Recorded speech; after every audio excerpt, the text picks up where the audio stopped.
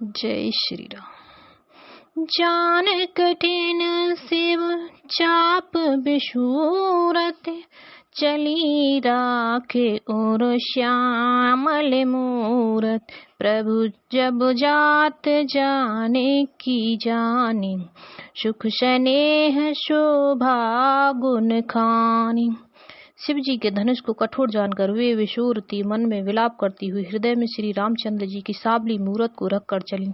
शिव जी के धनुष की कठोरता का स्मरण आने से उन्हें चिंता होती है कि ये सुकुमार रघुनाथ जी उसे कैसे तोड़ेंगे। पिता के प्रण की स्मृति से उनके हृदय में क्षोभ था, इसलिए मन में विलाप करने लगी। प्रेमवश ऐश्वर्य की विस्मृति हो जाने से ही ऐसा हुआ। फिर भगवान के बल का स्मरण आते ही वे हर्षित हो गईं और सावली छवि को हृदय में धारण करके चलीं। प्रभु श्री रामचंद्र जी ने जब मुख स्नेह शोभा और गुणों की खान श्री जानकी जी को जाती हुई जाना, परम प्रेममय मृदुमशिकीनी, चारु चित भीति लिख लीनी। गई भवानी भवन बहोरी, बंद चरण बोली कर जोरी।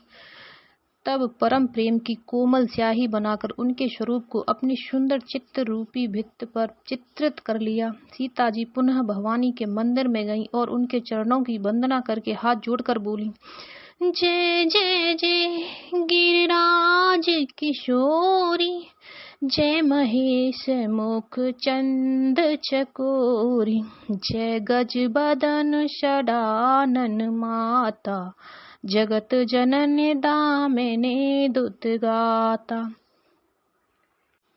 हे श्रेष्ठ पर्वतों के राज हिमाचल की पुत्री पार्वती, आपकी जय हो जय हो। हे महादेव जी की मुख रूपी चंद्रमा की ओर टकटकी लगाकर देखने वाली चकोरी, आपकी जय हो। हे हाथी के मुख वाले गणेश जी और 6 मुख वाले स्वामी कार्तिकेय जी की माता, हे जगत जननी, हे बिजली की सी कांति युक्त शरीर वाली, आपकी जय हो। नहीं तब आदि मध्य अवसाना, अमित प्रभाव वेदो नहीं जाना। भव भव विभव पराभव करने, विश्व विमोहिन स्ववश बिहारिन। आपका न आदि है, न मध्य है और न अंत है। आपके असीम प्रभाव को वेद भी नहीं जानते। आप संसार को उत्पन्न, पालन और नाश करने वाली हैं, विश्व को मोहित करने वाली और स्वतंत्र रूप से व्यवहार करने वाली हैं। पति देवता सुती मातु प्रथम तव रेख, महिमा अमित न सकहि कह सहस शारदा शेष। सियापति रामचंद्र की जय, पवन सुत हनुमान की जय, उमापति महादेव की जय। पति को इष्ट देव मानने वाली श्रेष्ठ नारियों में हे माता, आपकी प्रथम गणना है। आपकी अपार महिमा को हजारों सरस्वती और शेष जी भी नहीं कह सकती। सेवती तो सुलभ फलचारी, वरदायिनी पुरारी प्यारी। देवी पूजे पद कमल तुम्हारे, सुर नर मुनि सब हों सुखारे। हे भक्तों को मुंह मांगा वर देने वाली, हे त्रिपुर के शत्रु शिव जी की प्रिय पत्नी, आपकी सेवा करने से चारों फल सुलभ हो जाते हैं। हे देवी, आपके चरण कमलों की पूजा करके देवता, मनुष्य और मुनि सभी सुखी हो जाते हैं। मोरे मनोरथ जानहु नीके, बसहु सदा उरपुर सबही के। कीन्हेउ प्रगट न कारण तेहि, अस कहि चरण गहे बेदेहि। मेरे मनोरथ को आप भली भांति जानती हैं, क्योंकि आप सदा सबके हृदय रूपी नगर में निवास करती हैं। इसी कारण मैंने उसको प्रकट नहीं किया। ऐसा कहकर जानकी जी ने उनके चरण पकड़ लिए। विनय प्रेम वश भई भवानी, खसी माले मूरते मुस्कानी। सादर सिय प्रसाद सिर धरेउ, बोली गौरे हर्ष हिय भरयु। गिरिजा जी सीता जी के विनय और प्रेम के वश में हो गईं। उनके गले की माला खिसक पड़ी और मूर्ति मुस्कुराई। सीता जी ने आदर पूर्वक उस प्रसाद माला को सिर पर धारण किया। गौरी जी का हृदय हर्ष से भर गया और वे बोली, सुन सिय सत्य आशीष हमारी, पूजहि मन कामना तुम्हारी। नारद बचन सदा सुचि साचा, शोबर मिलहि जाहे मनुराचा। हे सीता, हमारी सच्ची आशीष सुनो, तुम्हारी मन कामना पूरी होगी।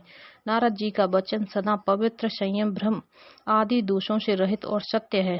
जिसमें तुम्हारी मन अनुरक्त हो गया है वही वर तुमको मिलेगा। मनो जाहि राजो मिलहि शोभर, सहज सुंदर सावरो, करुणा निधान सुजान शील स्नेहु जानत रावर। अहि बात गौर आशीष सुन सिय सहित हे हरषि अली, तुलसी भवान ही पूज पुन पुन मुदित मन मंदिर चली। सियापति रामचंद्र की जय, पवन सुत हनुमान की जय, उमापति महादेव की जय। जिसमें तुम्हारा मन अनुरक्त हो गया है वही स्वभाव से ही सुंदर सावला वर श्री रामचंद्र जी तुमको मिलेगा। वह दया का खजाना और सुजान सर्वज्ञ है, तुम्हारे शील और स्नेह को जानता है। इस प्रकार श्री गौरी जी का आशीर्वाद सुनकर जानकी जी समेत सब सखियां हृदय में हर्षित हुईं। तुलसीदास जी कहते हैं, भवानी जी को बार बार पूजकर सीता जी प्रसन्न मन से राजमहल को लौट चली। जान गौर अनुकूल सिय ही हर्षौ न जाय कहे, मंजुल मंगल मूल बाम अंग फरकन लगे। सियापति रामचंद्र की जय, पवन सुत हनुमान की जय, उमापति महादेव की जय। गौरी जी को अनुकूल जानकर सीता जी के हृदय को जो हर्ष हुआ वह कहा नहीं जा सकता। सुंदर मंगलों के मूल उनके बाएं अंग फड़कने लगे। हृदय शराहत सिय लो नाई, गुर समीप गवने दो भाई। राम कहा शब कौशिक पाही, सरल स्वभाव छुअत छल नाही। हृदय में श्री सीता जी की सौंदर्य की सराहना करते हुए दोनों भाई गुरु जी के पास गए। श्री रामचंद्र जी ने विश्वामित्र जी से सब कुछ कह दिया, क्योंकि उनका सरल स्वभाव है, छल तो उसे छूता भी नहीं है। सुमन पाए मुनि पूजा कीनी, पुन आशीष दुह भाई न दीनी। सुफल मनोरथ हो तुम्हारे, राम लखन सुन भये सुखारे। फूल पाकर मुनि ने पूजा की, फिर दोनों भाइयों को आशीर्वाद दिया कि तुम्हारे मनोरथ सफल हों। यह सुनकर श्री राम लक्ष्मण सुखी हुए। करि भोजन मुनिवर विज्ञानी, लगे कहन कछु कथा पुरानी। विगत दिवस गुर आयुष पाई, संध्या करन चले दो भाई। श्रेष्ठ विज्ञानी मुनि विश्वामित्र जी भोजन करके कुछ प्राचीन कथाएं कहने लगे। इतने में दिन बीत गया और गुरु की आज्ञा पाकर दोनों भाई संध्या करने चले। प्राची देश शश ओयौ सुहावा, से मुख सरस देखे सुख पावा। बहुरे विचारो कीन मन माही, सिय बदन समहिम करनाही। उधर पूर्व दिशा में सुंदर चंद्रमा उदय हुआ। श्री रामचंद्र जी ने उसे सीता के मुख के समान देखकर सुख पाया। फिर मन में विचार किया कि यह चंद्रमा सीता के मुख के समान नहीं है। जन्म सिंधु पुनि बंधु विषु, दिन मलिन सकलंक। सिय मुख समता पाव किम, चंद पापा पुरुरंक। सियापति रामचंद्र की जय, पवन सुत हनुमान की जय, उमापति महादेव की जय। खारे समुद्र में तो इसका जन्म, फिर उसी समुद्र से उत्पन्न होने के कारण विष इसका भाई। दिन में यह मलिन शोभाहीन निस्तेज रहता है और कलंक की काले दाग से युक्त है। बेचारा गरीब चंद्रमा सीता के मुख की बराबरी कैसे पा सकता है। घटई बढ़ई बिरहिन दुखदाई, गिरसई राहो निज संदह पाई, कोक शोक प्रद पंकज द्रोही, अवगुण बहुत चंद्रमा तोहि। फिर यह घटता बढ़ता है और विरहिणी स्त्रियों को दुख देने वाला है। राहु अपनी संधि में पाकर इसे ग्रस लेता है। चकवी के वियोग का शोक देने वाला और कमल का वैरी उसे मुरझा देने वाला है। हे चंद्रमा, तुम में बहुत से अवगुण हैं जो सीता जी में नहीं है।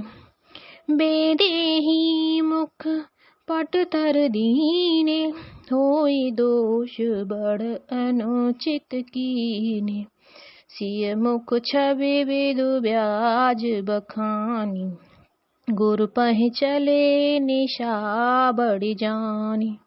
अतः जानकी जी के मुख की तुझे उपमा देने में बड़ा अनुचित कर्म करने का दोष लगेगा। इस प्रकार चंद्रमा के बहाने सीता जी के मुख की छवि का वर्णन करके बड़ी रात हो गई। जान वे गुरु जी के पास चले।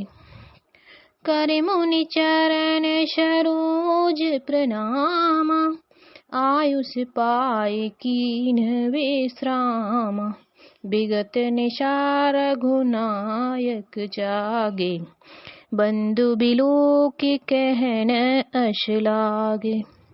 मुनि के चरण कमलों में प्रणाम करके आज्ञा पाकर उन्होंने विश्राम किया। रात बीतने पर श्री रघुनाथ जी जागे और भाई को देखकर ऐसा कहने लगे। ओयं अरुण अवलोकहु ताता, पंकज कोक लोक सुखदाता, बोले लखन जोर जुग पानी, प्रभु प्रभाव सूचक मृदुवानी। हे तात, देखो कमल चक्रवाक और समस्त संसार को सुख देने वाला अरुणोदय हुआ है। लक्ष्मण जी दोनों हाथ जोड़कर प्रभु के प्रभाव को सूचित करने वाली कोमल वाणी बोले। अरुणोदय सकुचे कुमुद, उड़गन ज्योत मलिन, जिम तुम्हार आगमन सुन, भय नृपति बलहीन। सियापति रामचंद्र की जय, पवन सुत हनुमान की जय, उमापति महादेव की जय। अरुणोदय होने से कुमुदनी सकुचा गई और तारागणों का प्रकाश फीका पड़ गया। जिस प्रकार आपका आना सुनकर सब राजा बलहीन हो गए। नृप शप नखत करहे उजियारी, तार न सकहे चाप तम भारी, कमल कोक मधुकर खगनाना, हर्षे सकल निशा अवसाना। सब राजा रूपी तारे उजाला मंद प्रकाश करते हैं, पर वे धनुष रूपी महान अंधकार को हटा नहीं सकते। रात्रि का अंत होने से जैसे कमल, चकवे, भौरे और नाना प्रकार के पक्षी हर्षित हो रहे हैं, ऐसे ही प्रभु सब भगत तुम्हारे, हो एहि टूटे धनुष सुखारे। ओयऊ भानु बेनु श्रम तम नाशा, दूरे नखत जग तेजु प्रकाश। वैसे ही हे प्रभु, आपके सब भक्त धनुष टूटने पर सुखी होंगे। सूर्य उदय हुआ बिना ही परिश्रम, अंधकार नष्ट हो गया, तारे छिप गए, संसार में तेज का प्रकाश हो गया। रवि निज उदय ब्याज रघुराया, प्रभु प्रताप सब नृप न दिखाया, तब भुज बल महिमा उद्घाटी, प्रगटी धन विघटन परिपाटी। हे रघुनाथ जी, सूर्य ने अपने उदय के बहाने सब राजाओं को प्रभु आपका प्रताप दिखलाया है। आपकी भुजाओं के बल की महिमा को उद्घाटित करने, खोल कर दिखाने के लिए ही धनुष तोड़ने की यह पद्धति प्रकट हुई है। बंधु बचन सुन प्रभु मुस्काने, होय शुचि सहज पुनीत नहाने, नित्य क्रिया करे गुरु पहि आई, चरण सरोज सुभग सिर नाय। भाई के वचन सुनकर प्रभु मुस्कुराए। फिर स्वभाव से ही पवित्र श्री रामचंद्र ने शौच से निवृत्त होकर स्नान किया और नित्य कर्म करके वे गुरु के पास गए। आकर उन्होंने गुरु जी के सुंदर चरण कमलों में सिर नवाया। सतानंदो तब जनक बुलाए, कौशिक मुनि पहि तुरत पठाए। जनक विनय तेन आए सुनाई, हर्षे बोल लिए दो भाई। तब जनक जी ने सतानंद जी को बुलाया और उन्हें तुरंत ही विश्वामित्र मुनि के पास भेजा। उन्होंने आकर जनक जी की विनती सुनाई। विश्वामित्र जी ने हर्षित होकर दोनों भाइयों को बुलाया। शतानंद पद बंद प्रभु बैठे गुर बहि जाए, चलहु तात मुनि कहे तब पठवा जनक बुलाए। सियापति रामचंद्र की जय, पवन सुत हनुमान की जय, उमापति महादेव की जय। सतानंद जी के चरणों की वंदना करके प्रभु श्री रामचंद्र जी ने गुरु के पास जा बैठे। तब मुनि ने कहा, हे तात चलो, जनक जी ने बुला भेजा है। शीयश अबरु देखे जाई, ईसु काहे धो दे बढ़ाई। लखन कहा जश भाजुन सोई, नाथ कृपा तब जा पर होई। चलकर सीता जी के स्वयंवर को देखना चाहिए, देखें ईश्वर किसको बढ़ाई देते हैं। लक्ष्मण जी ने कहा, हे नाथ, जिस पर आपकी कृपा होगी वही बढ़ाई का पात्र है, धनुष तोड़ने का श्रेय उसी को प्राप्त होगा। हर्षि मुनि सब सुनि बर बानी, दीन आशीष सबहि सुख मानी। पुनि मुनि वृंद समेत कृपाला, देखन चले धनुष मखशाला। इस श्रेष्ठ वाणी को सुनकर सब मुनि प्रसन्न हुए, सभी ने सुख मानकर आशीर्वाद दिया। फिर मुनियों के समूह सहित कृपालु श्री रामचंद्र जी धनुष यज्ञशाला देखने चले। रंग भूमि आए दो भाई, अस सुधि सब पूर्वासिन पाई। चले सकल ग्रह काज बिसारी, बाल जुबान जरठ नर नारी। दोनों भाई रंग भूमि में आए।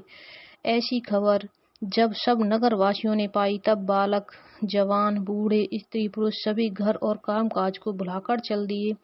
देखी जनक भीर भय भारी, शुचि सेवक सब लिए हकारी। तुरत सकल लोगन पहि जाहूँ, आसन उचित देहु सब काहू। जब जनक जी ने देखा कि बड़ी भीड़ हो गई है, तब उन्होंने सब विश्वामित्र सेवकों को बुलवा लिया और कहा, तुम लोग तुरंत सब लोगों के पास जाओ और सब किसी को यथा योग्य आसन दो।